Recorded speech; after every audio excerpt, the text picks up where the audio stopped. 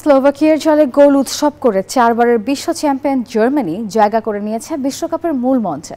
আর অন্যদিকে লিথুনিয়াকে 4-0 গোলে হারিয়ে বিশ্বকাপের টিকিট কেটেছে রোনাল্ড কোমানের নেদারল্যান্ডস।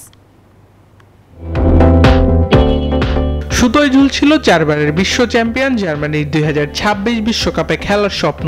এমন শঙ্কা মাথায় নিয়ে রোববার লাইপজিগের রেড বুল অ্যারেনায় স্লোভাকিয়ার বিপক্ষে মাঠে নামে জার্মানি। ম্যাচের শুরু থেকেই স্লোভাকিয়াকে চেপে ধরে জার্মানরা। ভাল্টামাডার নৈপুণ্যে 18 মিনিটেই কিমিখের বাড়ানো ক্রসে লাফিয়ে হেডে গোলটি করেন নিউক্যাসল ইউনাইটেড ফরওয়ার্ড। 29 থেকে 41 মিনিটে গুনে গুনে আরো 3 গোল স্লোভাকিয়ার জালে দেন গ্যানাব্রি ও সানে। বিরতি থেকে ফিরে স্লোভাকিয়া খেলার ধার বাড়ালেও গোলের দেখা আর পায়নি। উল্টো জোড়া গোল হজম করে 6-0 গোলের বিশাল ব্যবধানে হেরেছে তারা।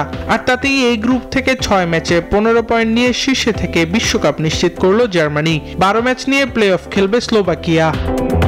যুক্তরাষ্ট্রের 1 নম্বর জিম চেইন গোল্ডস জিম এখন আবারও বাংলাদেশে বসুন্ধরা আবাসিক এলাকা ও বসুন্ধরা সিটি শপিং মলে। এদিকে 1 পয়েন্ট পেলেই বিশ্বকাপ নিশ্চিত হবে এমন সমীকরণ নিয়ে ইয়োহান ক্রুইফ স্টেডিয়ামে লিথুনিয়ার বিপক্ষে খেলতে নামে নেদারল্যান্ডস।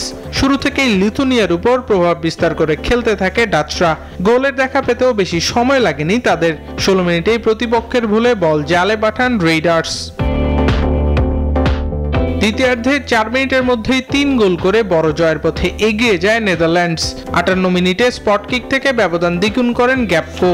এরপর 60 ও 62 মিনিটে 2 গোলে 4-0 গোলের বিশাল জয়ে বিশ্বকাপ নিশ্চিত করে মাঠ ছাড়ে রোনাল্ড কোমেনের নেদারল্যান্ডস। আবরার আল দাইয়ান, নিউজ 24।